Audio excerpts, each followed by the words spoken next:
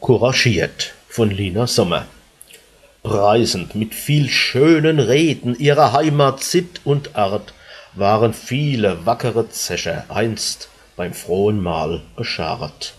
Einer überbot den andern, und so tat mit lautem Mund auch ein witziger, hitziger Pfälzer seiner Heimat Vorzug kund. In de Palz nur erwachst, ihr Herre, in der Hart auf manchem Berg, so a Weiche, des is gar nicht über Zwerg.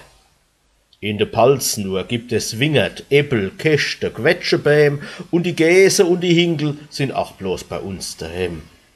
In de Palz nur raucht mer Pfeifscher, trinkt sein Schoppe für de Durst, wachst de Tubak, wachst de Hoppe, gibt es Zwiebele, Most und Wurst. In de Palz, da gibt's noch Männer, offen, stolz und grad heraus, frank und frei als wie die Fürste, couragiert bis dort hinaus. In de Palz nur fürcht sich keiner, wann auch Tod und Teufel kommt. Jesus nee, da schlacht's schon Elfe, nix wie heim, mei Aldi brummt.